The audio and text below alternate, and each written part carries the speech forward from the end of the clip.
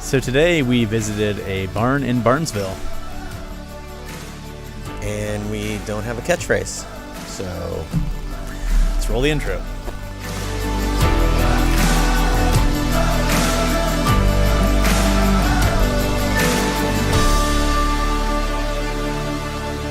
Okay, so right now you're just looking at some barn siding as they were dismantling and stacking it.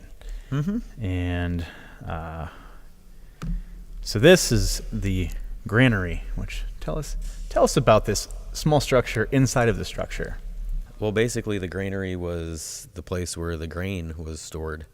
And then when the grain was needed in the basement for the animals, there was a chute, and then it would just basically shoot down through the floor of the upper level.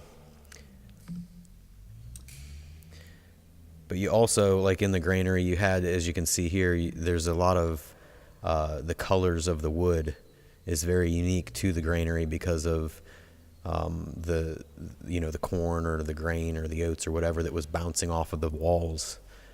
It just left a very different worn texture along with the feel. And something I noticed when I was shooting this is that all three freestanding walls inside of the barn of the granary looked like they used different wood. So at some point there had probably been repairs done, and they used different.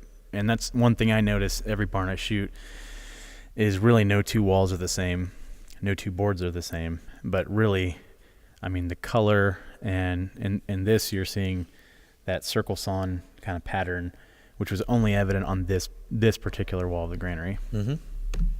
So this is a question we get a lot from our customers. First thing to notice is, and I got this directly from the guy that was dismantling the barn. If you notice on the right side, there's some steel siding and what appears to be some brand new SPF lumber. Mm-hmm. So this barn had been destroyed by a storm about a year prior to them deciding to dismantle it because of structural issues. So there's actually some very modern repairs done to this barn literally within a year. But I wanted to take a few seconds to really show this joint, how they would assemble basically the skeleton of the barn. And I know you can talk more about that. These are actually the diagonal pieces that are connected to that are frame supports. And so how they would actually put those in there is they would, on the end of each one of these pieces, the support pieces, they actually notched out a piece that would fit into the bigger beam, and then they would put a peg running through the beam and the support piece to hold it into place. So no screws? No screws, all no wooden. Glue. No. Just, it's basically pressure fit. Pressure fit with wood. And handmade, I mean... Yeah. Likely in the earlier days, there wouldn't have even been a machine to create that kind of a joint. Correct. They actually had to make the holes. They actually had a hand rotated drill, and to make the pegs, they just actually carved them, whittled them almost. And that's why it took forever to build a barn. Forever. And what do you test time? What do you call that joint, Chris? What do you call this? Mortise and tenon joint. Okay, there you go. That's also oak there as well. Okay. Wanted to quiz me Is that pretty common to see the main supports made of oak, or is that a regional thing? Typically for the supports. Typically for the I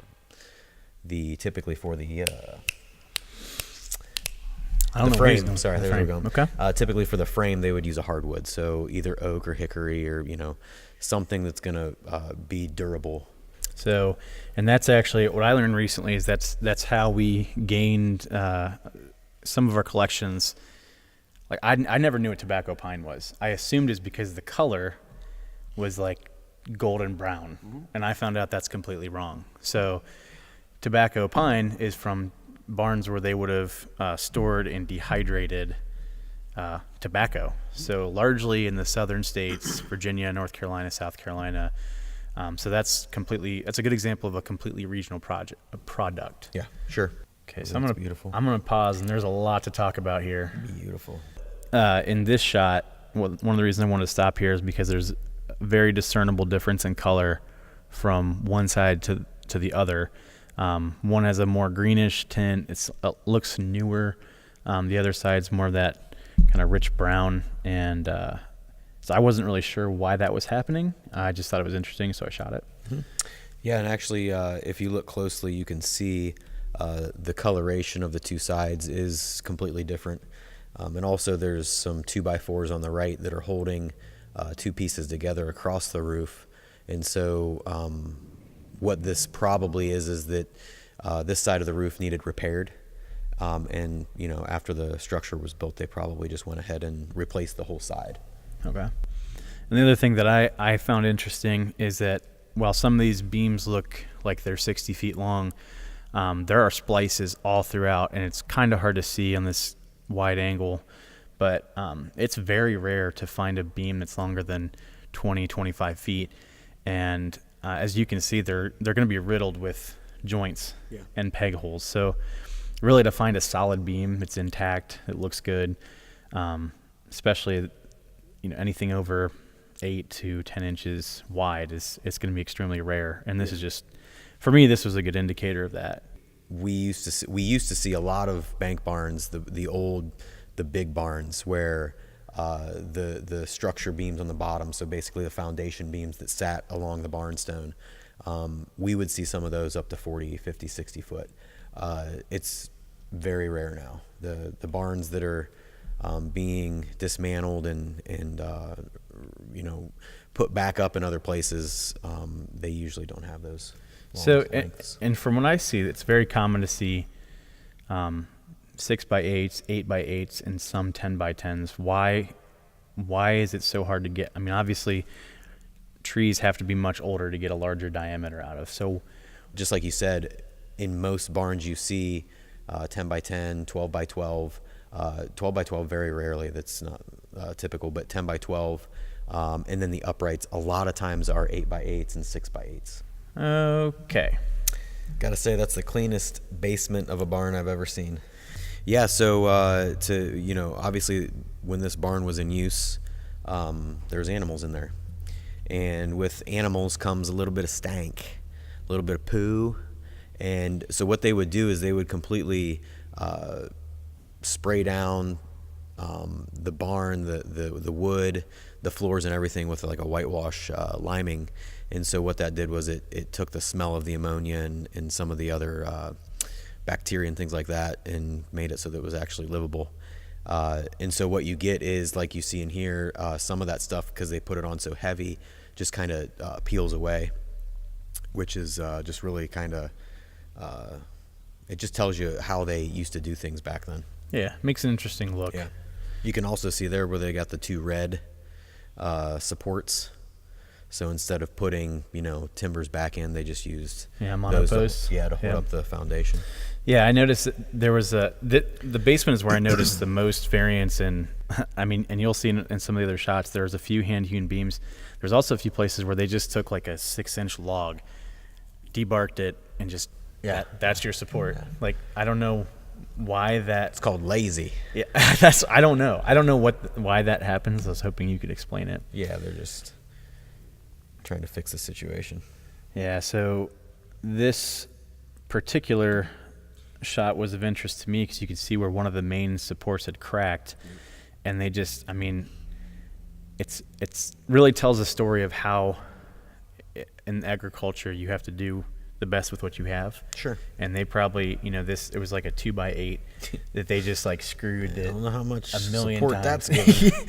Right. If strong wind blew, this barn's going over. Yeah, but I just thought it was interesting, and you can really see the joint where the peg is coming through, where the diagonal supports were taken out whenever this cracked. Yeah. And that could be a matter of the same thing that happened to the roof. Yeah. With the structure being damaged. Yeah, some of the things we come across in these barns is crazy. Spare tire. Yeah, it's all kinds of crazy stuff. So that I got it. I get you. So this is just an example of what I was talking about earlier. It looks like they just debarked. If you look in that post right in the middle, that's literally just like a 6-inch in diameter log that they use for support. Mm-hmm. But yeah, and I'm not sure. Maybe Kris can tell me, but you know, we use all different pieces of the barn for our products. So like this is some kind of little livestock fencing. like, I guess what is a typical product we would make from that? Is that something we'd make flooring out of? Is it a barn siding product? Like what? No, those pieces would be definitely used for a flooring product. If they're oak, they're going to be used for antique oak or hit skip oak, original face oak. If they're going to be a mixed species or a historical wood that's not oak, then we would use them for historic plank. It's no joke. We use the oak. That was terrible. Okay, so here. Oh boy. Oops, I need to go back. So another point of interest. Oh yeah. So yeah. barn siding is a very highly sought after product that we sell, and we surface 3 sides of it and leave one side just the way it is. That's what we want. We want that look, the patina, the age, the color.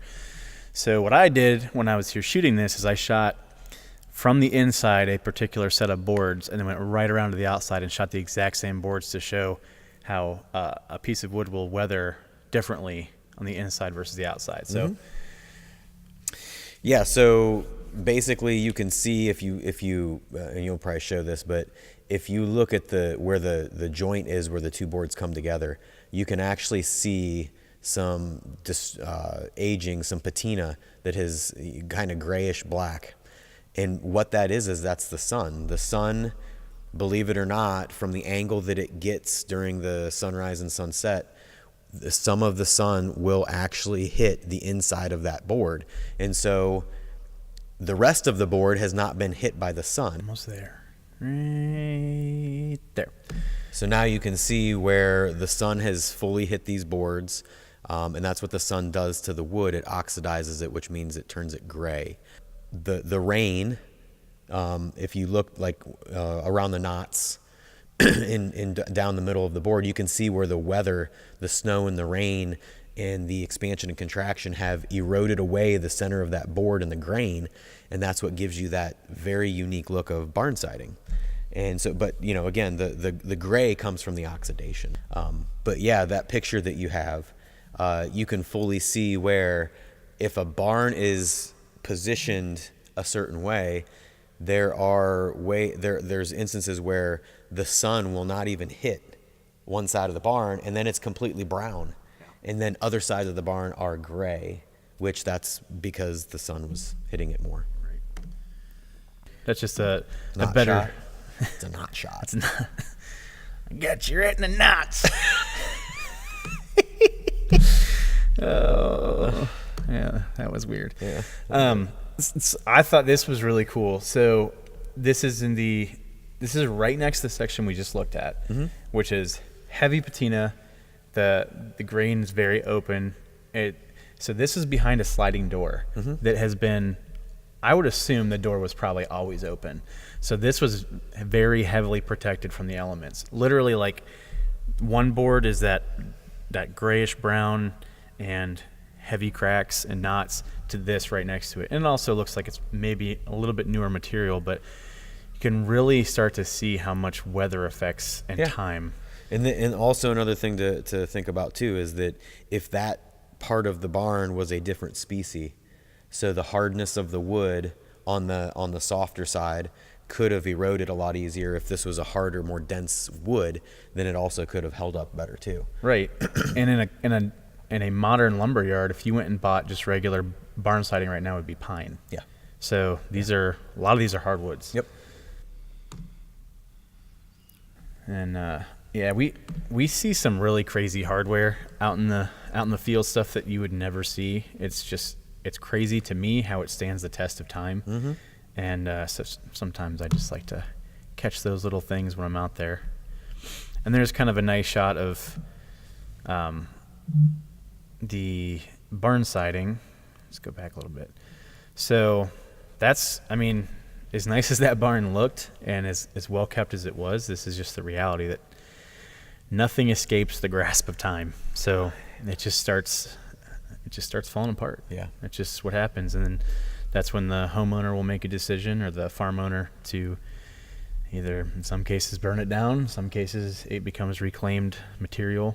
And that's where we that's the problem. A lot of people don't want to, they don't want to get rid of their barn But if you let it decay and rot, then it has no use. And so Right. that's what we try to do. We try to get them before they get too bad that the wood's rotten or can't be turned into anything. Right. And then you get to own a piece of history. I mean, we can only kind of guesstimate on a lot of these projects, but if you think about, the wood has been on the barn for, even if it's only 100 years, so a full century of that barn being a barn. But then you think about what that wood may have been before it was made into barn siding. Yeah. And then how long it takes for a tree to mature enough to become a piece of lumber, usable lumber. So a lot of these pieces, by our estimation, can be anywhere from 500 to thousands of years old. Mm-hmm. And ultimately, it can go into your home as a floor or a decorative piece or something cool like that you can appreciate. And that's the end of the video. So, closing thoughts. That might have been it. I'm not sure. Closing thoughts. I mean, I would just say that, this barn was from Barnesville. Barnesville. It's from Barnesville. That's a thing. Barnes and Barnesville. It was actually a town called Barnesville. It's I had about that in my notes. It's like maybe 20 to 30 minutes outside of Wheeling, West Virginia, on the Ohio side of the Ohio River, but nonetheless, it's down that direction quite a way. Yeah. If you have good wood you'd like us to come check out, you can comment in the comment section below or email us here. Follow us on Instagram at OldwoodLTD.